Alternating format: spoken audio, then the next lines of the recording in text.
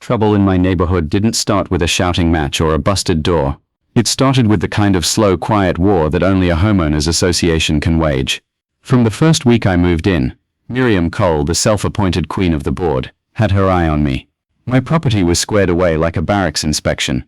Lawn tight, driveway spotless, flags folded sharp enough to slice paper.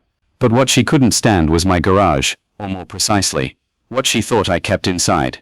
I'm an army commander by trade. Order, security and contingency planning aren't hobbies for me, they're second nature. So when Miriam began sending friendly notices about minor exterior issues, I assumed it was just routine HOA pettiness, and tossed them in a folder. Please adjust exterior storage. Community standards apply to all residents. The phrasing was polite, but the tone reeked of threat. Then the fines began arriving. First a parking violation for a car I hadn't moved in weeks. Then a storage infraction for my closed garage, which no one could see into. Each notice arrived with a subtle little nudge. We don't want trouble, but we can make things uncomfortable. I documented everything. Dates, letters, photographs, even the envelope stamps. I'm a soldier. I know how to keep records. But Miriam's campaign escalated anyway.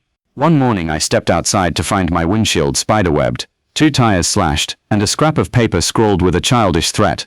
Next time we take more. I uploaded the footage from my porch cam, filed a police report, and doubled my security. The sheriff gave me a look veterans recognize, the one that says this isn't over. His advice, keep the cameras rolling. Bullies escalate if unchecked. Neighbors shifted when I mentioned Miriam's name. A retired teacher whispered that she likes to keep the place tidy, the kind of euphemism used by people who've learned to keep their heads down. Another muttered, the board's got clout. Nobody wanted to challenge her openly. I didn't want to become a vigilante. That's not my style. I tightened security instead, added motion lights, upgraded to cloud-backed cameras, and put up a ring of private property signs. My teenage daughter rolled her eyes when I told her to be cautious about anyone claiming to be board enforcement, but she followed the instructions anyway. Miriam's presence became bolder. She started showing up at neighborhood events with a clipboard, handing out warnings like parking tickets. At an HOA meeting, I laid my evidence on the table, photos, police report, timestamps. She smiled as if I'd just handed her a trophy. We're concerned about community safety, she said. You're making enemies. That phrase, you're making enemies, wasn't a warning. It was a weapon. So I prepared. People who think paperwork gives them power often get a shock when they pick the wrong target. I called Marcus, an old friend from my unit. He's a contractor now, but still moves like a man who sleeps with a rifle under his bed.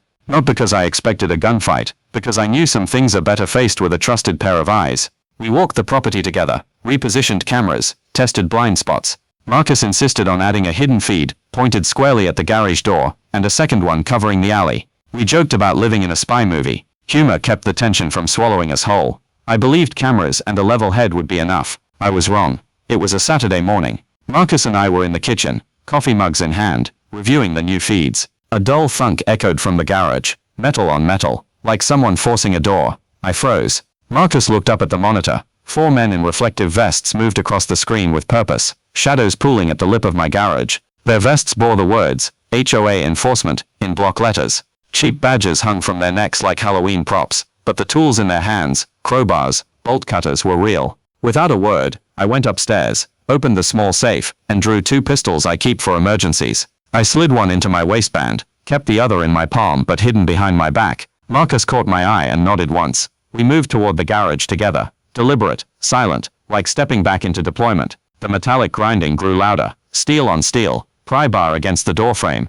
Then came muffled voices. Check the racks. Commander keeps unregistered weapons in here. HOA wants them confiscated. My jaw tightened. Miriam Cole had escalated from passive-aggressive letters to an actual raid. I cleared my throat, stepped into the doorway, and said evenly, "Afternoon, gentlemen." 4 sets of eyes snapped toward me. For a heartbeat, the only sound was the creak of the overhead light chain swaying. Marcus and I stood side by side, pistols hidden but ready. And that's when things began to break. The tallest of the 4 men recovered first, clipboard in hand, chest puffed like he actually belonged there. "Sir, this is official HOA business," he declared, voice shaking just enough to betray his nerves. "We've received multiple complaints about hazardous materials being stored in this garage. You're required to cooperate." I tilted my head, keeping my tone steady. "Hazardous materials? You broke into my private property with crowbars. That's not cooperation. That's a felony." He smirked. "We're authorized." Marcus laughed, a deep, humorless sound. "Authorized by who? The neighborhood gossip queen. You boys don't even have badges that aren't plastic." That jab landed. The smallest man's eyes darted toward the SUV parked at the curb. engine still running. He wasn't ready for resistance. None of them were. I took a single step closer, my pistol still concealed behind me. "You're going to explain what you're doing here," I said, low and calm. "You're going to stand still while you do it. And if any of you twitch the wrong way, I'll consider it self-defense." That should have ended it. But adrenaline does strange things to amateurs. The nervous one, same guy clutching a pair of cheap handcuffs, lunged like he thought he could arrest me. Bad decision. Instinct kicked in before thought. I sidestepped, grabbed his wrist, twisted and pinned him face first against the concrete. His cuffs clattered across the floor. Marcus moved just as fast, catching another by the vest and slamming him into my workbench, hard enough to rattle the tools hanging on the wall. The two still standing, hesitated only a second before charging. Marcus and I split like we'd trained to, one left, one right. I drove my forearm into a man's jaw and swept his leg out from under him. Marcus met the other with a shoulder throw, followed by an elbow strike that dropped him cold. 4 bodies hit the floor in a tangle of limbs, gasping and groaning. I crouched beside the first man and pressed the barrel of my pistol into the concrete inches from his head. "Listen carefully," I said. "Impersonating law enforcement is a federal crime. Breaking and entering, that's another. You add assault to the mix, and you're looking at real prison time."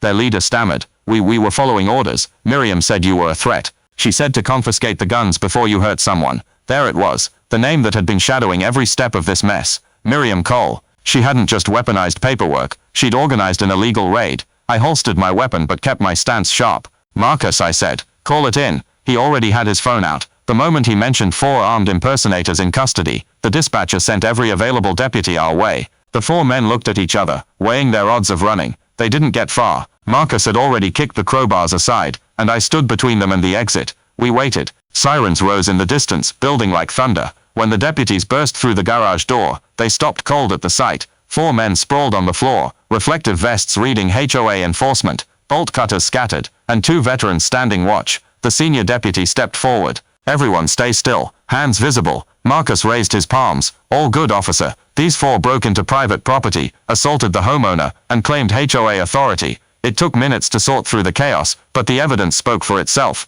My security feed had caught everything, from the moment the SUV pulled up to the second the deputies arrived. I handed the footage over, along with copies of every bogus fine and warning letter Miriam had sent. The deputies' expressions hardened as they took statements. "You're all under arrest," one said flatly. "Impersonating officers, attempted burglary, and conspiracy to commit theft." They cuffed each man in turn. As they read the charges, one of them, probably the youngest, broke. "She told us to do it, said he had unregistered weapons, said we'd be helping the neighborhood." Another nodded quickly. "She paid us, said it'd be easy, just scare him." That was all the deputies needed to hear. Within minutes, backup cruisers rolled in, lights flashing red and blue across my driveway. As the imposters were loaded into the back seats, I leaned against the doorframe, heart still steady but every nerve alive. Marcus crossed his arms beside me. "Well," he muttered, "guess HOA night patrol isn't what it used to be." I almost smiled. "No," I said, "but it's about to get a whole lot quieter around here."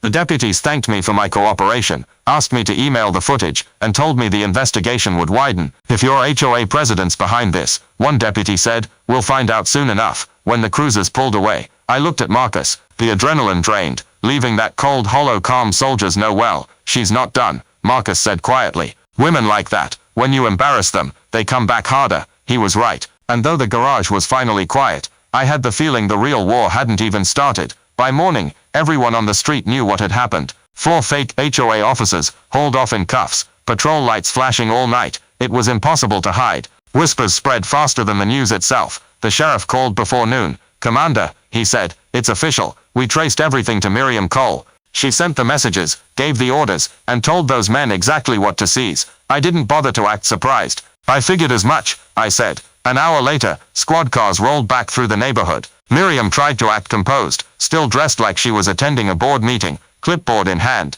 But when the deputies read her texts out loud, that confidence cracked. She was arrested on charges of conspiracy, harassment, and property damage. Neighbors who'd once looked the other way finally spoke up. One family admitted she'd fined them for leaving Christmas lights up too long. Another said she'd threatened to tow their car over visual clutter. Turns out, I wasn't her only target, just the one who pushed back. I filed a civil lawsuit for damages, harassment, and vandalism. The HOA's insurer settled fast, paying $100,000 plus legal fees. Miriam was ordered to pay $15,000 personally. In criminal court, the 4 imposters pled guilty to trespass and impersonation, earning probation and records they'd never erase. Miriam pled guilty too, and was barred from serving on any HOA board ever again. When it was done, I stood in my garage, the same place this war began. The air smelled of oil and quiet. Marcus leaned against the doorway, arms crossed. Well, he said, that's one way to clean up a neighborhood. I laughed. Guess some people only learn the hard way. Over the next few weeks, things changed.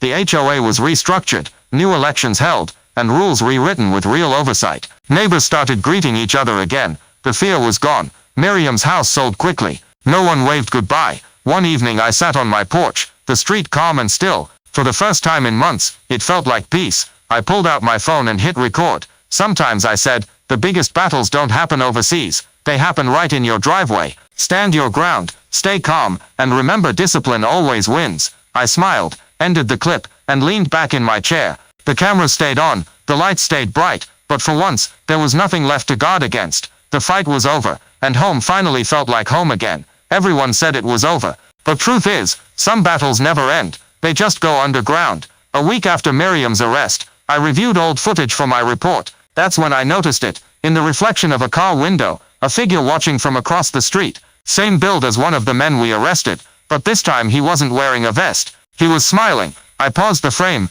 zoomed in. He knew the cameras would catch him. It wasn't intimidation. It was an invitation. Maybe this neighborhood will never be peaceful. Maybe peace was never part of the plan.